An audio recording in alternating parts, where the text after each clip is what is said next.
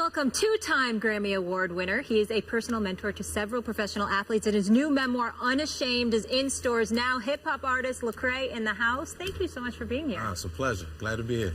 Welcome. We're so happy to have you. So tell us about this new memoir. What's the message in your book, Unashamed? Well, Unashamed is really, it's kind of a memoir of seeing somebody, come through my circumstances of fatherlessness and wrestling with identity and who I wanted to be and who I should be, finding myself grounded on this journey that led to spiritual awakening. But then a lot of people say, oh, well, now the story's all good, you're happy. But truthfully, there was a lot more damage after that awakening that I really had to come to grips with. And so now being unashamed is really is me exposing myself and saying, man, here's my flaws, here's my scars. I'm gonna lay them all out, and maybe you'll find some healing looking at my scars. So that's kind of the story of the trials and tribulations of Lecrae, in a sense, yeah. Stephen A? I'm kind of listen, I'm speaking facetiously, obviously, because none of us are perfect, but I'm kind of wondering what trials and tribulations that you've gone through, because, I mean, my goodness, you know, gospel and, Christian album and what have you. You grew up, idolizing Tupac and Ice Cube, but somehow you're in this genre. How did all of that come about? How did that transformation, assuming there was a transformation, take place? When and where, and when and why? Yeah, I would say we're all in transition, just constantly, and for me, just growing up a product of hip hop and a product of hip hop culture, those are my primary influences. And so it wasn't as if I just kind of, I didn't grow up in church or anything like that. And as far as genres are concerned, man, I love hip hop. I love the culture of it. It's just that, around 19 years old, I found myself on a college campus, and I was around Christians who looked like me, they dressed like me, they talked like me, and it was kind of off-putting. I didn't know what to do with that. But they loved me, they mentored me, they embraced me, and really, man, opened me up to understand who I was and who I was created to be, and understand that God made me with purpose and with reason.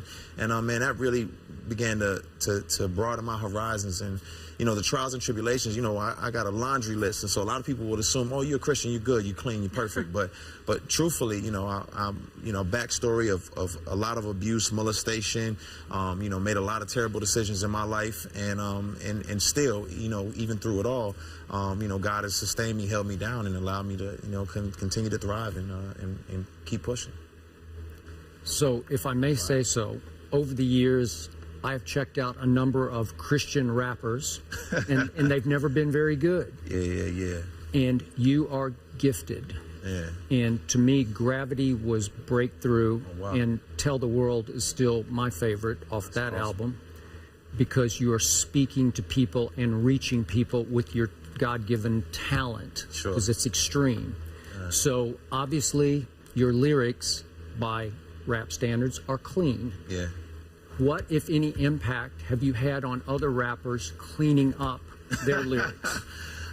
Well, what I always wanted to do was be authentic, and hip hop is a culture that was created from disenfranchised and marginalized communities in New York, and there was a lot of social and science to hip hop. It was angry and aggressive because of the circumstances that in society that pushed down on it. And for me, I wanted to inject the spiritual. There's a lot of social, a lot of scientific, but I wanted to bring the spiritual piece. There's Ray Charles, Aretha Franklin, all this soul music that embodied all this stuff, but in hip-hop, it was kind of absent. And so there's a lot of anger and a lot of pain, and not a lot of people bringing healing and bringing encouragement and saying, listen, you can be more than what you are. You can do more than what, people say you can do.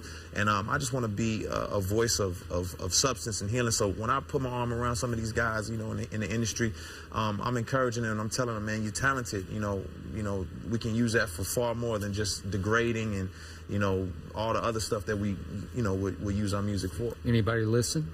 Oh yeah, absolutely, and people respect it, man. I got good relationships with people, all throughout the hip hop industry and the music industry, and so people respect it. Yeah.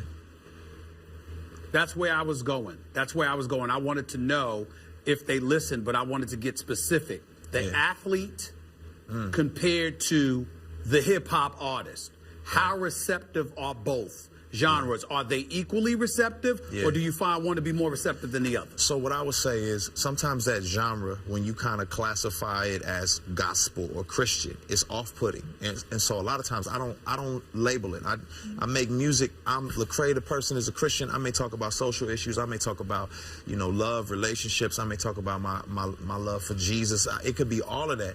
But I remember I was at a practice for the Kings one time, and one of the coaches introduced me and was like, "Hey guys, we got a gospel rapper here. He got some CDs for y'all." And all the players were like, "Nah, I'm good, man. I'm good."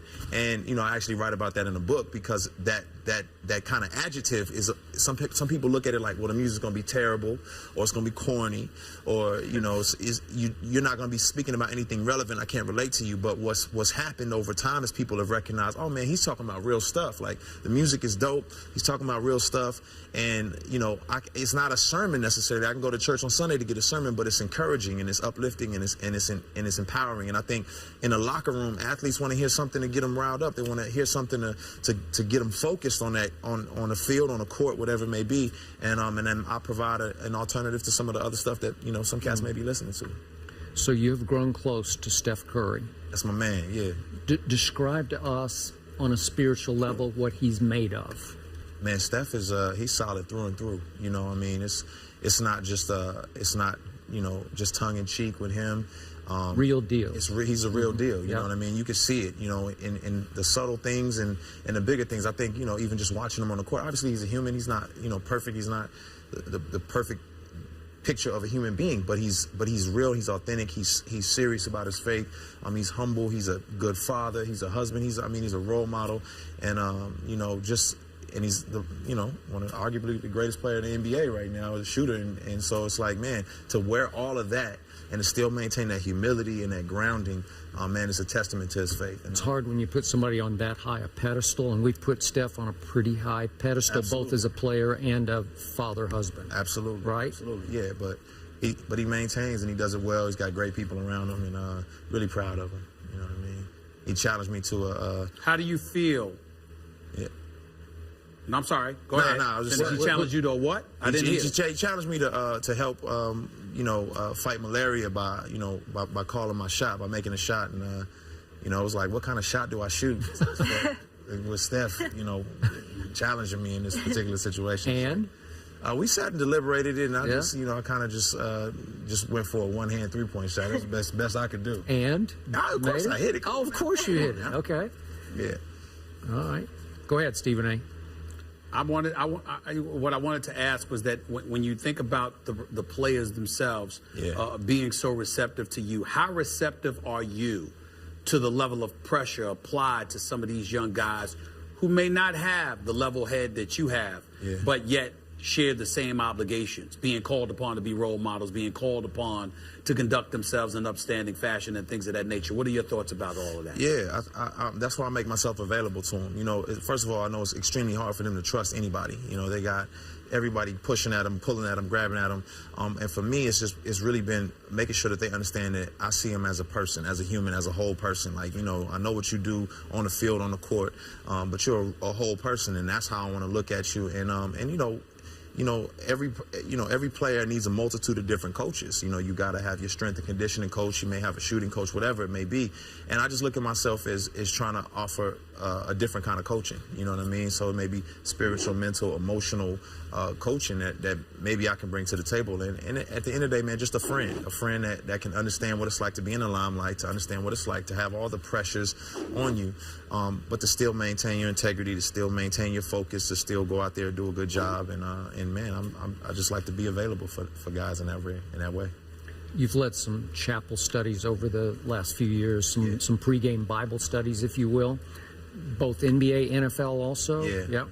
How receptive have the managements of the teams been to you? Because in my past, I've known a lot of chaplains, and sometimes there's a little pushback, like that's a little too much, a little too close for comfort to us. We want to keep it a little more open in our locker room. Yeah, it's just different from team to team. It's just different from team to team. Everybody's been really good and really open.